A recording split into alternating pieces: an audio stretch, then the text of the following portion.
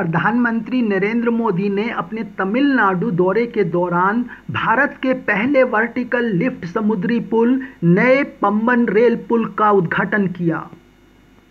इस उद्घाटन कार्यक्रम में प्रधानमंत्री मोदी ने एक ट्रेन और एक जहाज को भी हरी झंडी दिखाकर रवाना किया। साथ ही उन्होंने पुल के संचालन को ध्यानपूर्वक से देखा।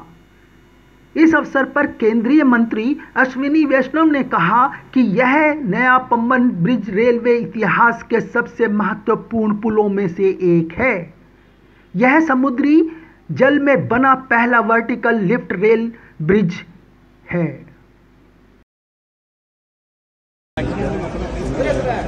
Pamban Bridge is one of the most important bridges. It's the first vertical lift sea bridge. And for railways as well as for Tamil Nadu, this is a major landmark. And this is the rich heritage of our Tamil culture, Tamil language, and the big work, great work done by our engineers. I thank Honorable Prime Minister Shri Narendra Modi ji for inspiring us to do this kind of very important bridge which connects the Tamil culture, connects with the Tamil culture. Tomorrow Honorable Prime Minister will inaugurate this bridge. I would also like to see the Madurai station and the Rameshwaram station, which are being redeveloped under the Amrit Bharat station program, which is world's largest station redevelopment program. इस Pamban bridge का सांस्कृतिक महत्व भी है। रामायण के अनुसार भगवान राम की सेना ने राम सेतु का निर्माण रामेश्वरम के नजदीक धनुषकोडी में शुरू किया था। नया पम्बन रेलवे ब्रिज रामेश्वरम द्वीप को भारत के मेन जमीन से जोड़ता है और यह दुनिया के मंच पर अपनी इंजीनियरिंग की एक बड़ी उपलब्धि है।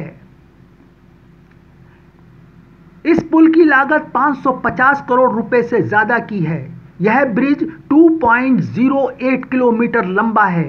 इसमें 99 स्पैन यानी कि खंभों के बीच की दूरी शामिल है और इसका लिफ्टिंग हिस्सा 72.5 मीटर लंबा है, जो 17 मीटर ऊंचाई तक उठ सकता है, जिससे बड़े जहाज आसानी से आ जा सकते हैं। साथ ही ट्रेन सर्विस भी बिना किसी रुकावट और बाधा के लगातार जारी रह सकती है।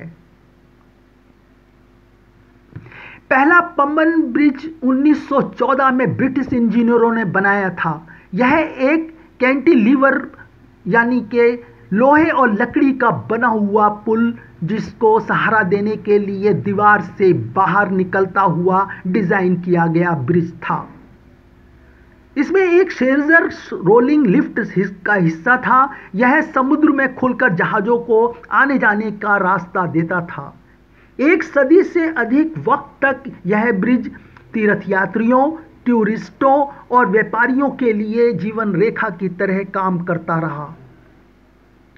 लेकिन समुद्री माहौल से नुकसान और बढ़ते ट्रैफिक को देखते हुए सरकार ने फरवरी 2019 में नई टेक्नोलॉजी और मजबूत पम्बन ब्रिज के निर्माण की मंजूरी दी।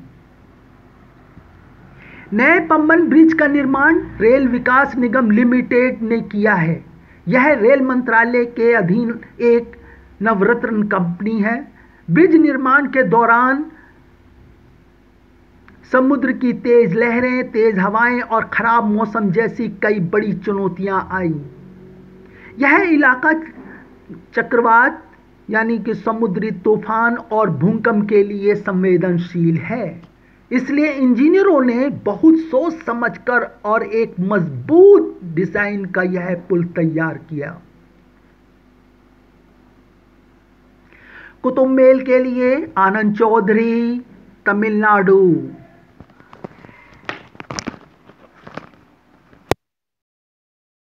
Now and press the bell icon.